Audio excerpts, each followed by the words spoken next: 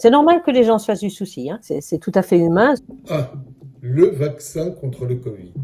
Comme tout le monde, vous avez un copain Julien qui hésite, une tata Chantal qui, elle, ne veut pas en entendre parler. D'ailleurs, nous avons tous des incertitudes, des inquiétudes sur le sujet. Nous avons donc demandé à Marie-Paule Kieny, vaccinologue et directrice de recherche à l'INSERM, de répondre à ces questions qu'on se pose encore sur le vaccin.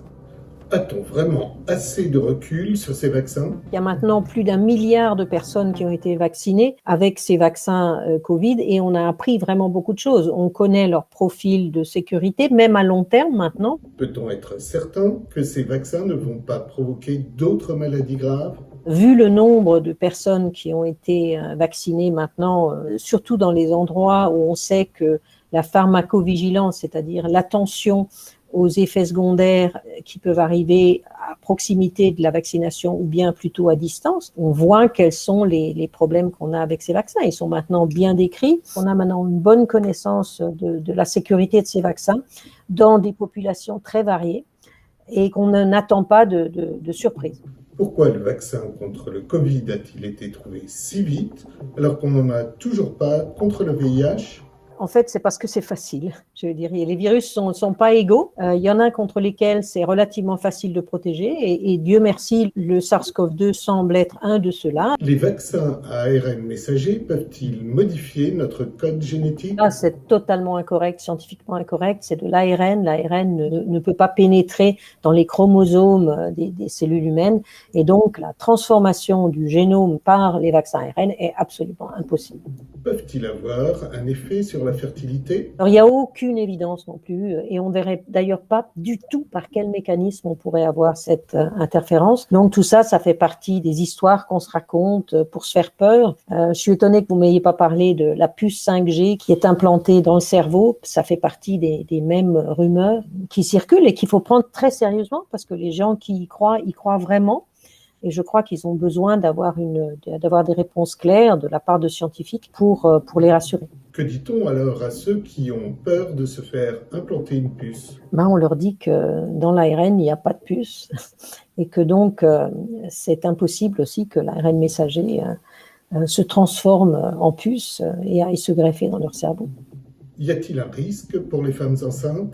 Là non plus, il n'y a pas de risque avéré pour le moment. Donc, beaucoup de femmes ont été vaccinées et on n'a vu aucune influence sur le suivi de leur grossesse. Il n'y a pas de signe adverse, en fait, ni pour elles-mêmes, ni pour le bébé à naître. Faudra-t-il vacciner les jeunes enfants ? Déjà, on est dans une situation où on pense effectivement qu'il faut vacciner les enfants de 12 à 17 ans parce que les données de sécurité qu'on a chez cette population sont favorables et ces vaccins sont extraordinairement efficaces chez ces jeunes individus, encore plus efficaces que chez les adultes. Pour ce qui est de la vaccination des enfants encore plus jeunes, avant de lancer dans des campagnes de vaccination chez ces enfants de éventuellement 5 à 12 ans, il faut évidemment s'assurer de la sécurité des vaccins pour cette tranche d'âge. Pourquoi se faire vacciner si on n'est pas à risque ? C'est pas tout à fait vrai que les gens ne sont pas à risque, même les gens jeunes sont à risque. Les cas de Covid sévère sont rares, évidemment, mais il y a aussi des cas de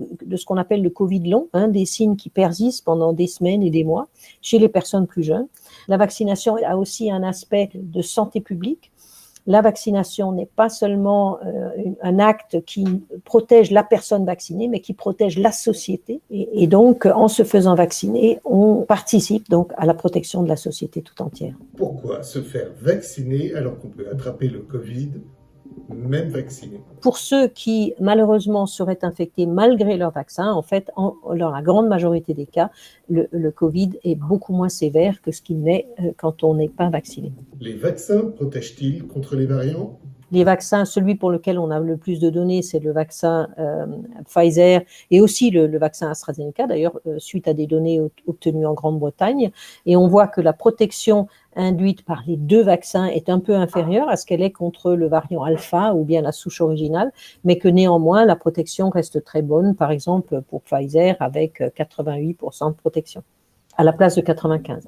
la vaccination de masse ne représente-t-elle pas un risque de voir se développer des variants plus virulents? On pense que non, parce que pour développer un variant, il faut avoir une circulation importante du virus. C'est parce que les mutations arrivent de façon spontanée quand le virus se replique, et plus il se replique, plus il y a des événements qui peuvent permettre l'apparition de variants. Donc en fait, la vaccination, si la vaccination, comme on le pense, permet de limiter pas seulement la maladie, mais la circulation de virus, et on le voit effectivement que la vaccination protège aussi contre l'infection à un degré moindre, mais protège aussi contre l'infection, et donc permettra de limiter la réplication, la circulation du virus, et par là, la possibilité pour le virus de muter et de créer d'autres variants.